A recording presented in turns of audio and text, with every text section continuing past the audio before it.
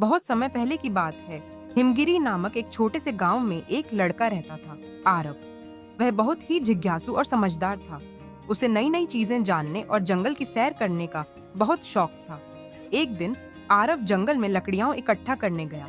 चलते चलते वह जंगल के एक ऐसे हिस्से में पहुंच गया जहां पहले कभी नहीं गया था। वहां उसे एक अजीब सा पेड़ दिखा, बहुत ऊंचा, चमकदार पत्तों वाला, और उसकी छाल पर कुछ सुनहरी अक्षर खुदे थे। जैसे ही आरव ने पेड़ को छुआ, जमीन कांपने लगी और अचानक एक रोशनी सी फैली। और फिर वह खुद को एक दूसरी दुनिया में पाया, एक जादुई दुनिया में। यह दुनिया रंग बिरंगे फूलों, बोलने वाले जानवरों और उड़ते हुए द्वीपों से भरी हुई थी। वहां एक नन्हा मगर जादुई जीव मिला जिसका नाम था टिंकू। टिंकू बोला, आरव, तुम वह चुना हुआ बच्चा हो जिसे चमत्कारी पेड़ ने चुना है। इस दुनिया को एक बहुत बड़े खतरे से बचाना है।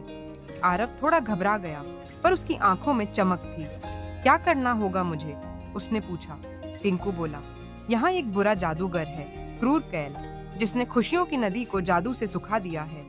जब तक नदी नहीं बहेगी, हमारी दुनिया धीरे धीरे नष्ट हो जाएगी। सिर्फ तुम्हारा साहस और सच्चा दिल ही इस जादू को तोड़ सकता है।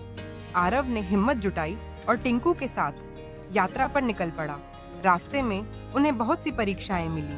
बातूनी पेड़ जो पहेलियां पूछते थे, झील की जलपरी जो सच्चे उत्तर पर ही रास्ता देती थी, और एक पत्थर का पुल जो सिर्फ सच्चे इरादों वाले को पार करने देता था। अंत में वे क्रूर कैल के किले में पहुंचे। वहां उसने आरव को लालच दिया, अगर तुम मुझे नदी की चाबी दे दो तो मैं तुम्हें कभी न खत्म होने वाली दौलत दूंगा। पर आरव ने दृढ़ता से कहा, मैं दौलत नहीं, खुशियों की वापसी चाहता हूँ।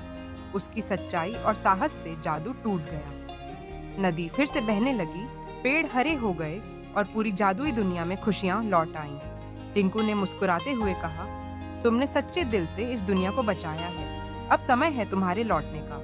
जैसे ही आरव ने पेड़ को दोबारा छुआ, वह वापस अपने गांव लौट आया, लेकिन अब वह और भी समझदार और साहसी बन चुका था। शिक्षा: सच्चा दिल, साहस और नेक इरादे किसी भी जादू से बड़े होते हैं। लालच चाहे जितना भी बड़ा हो, सच्चाई और ईमानदारी उससे कहीं ऊपर होती है।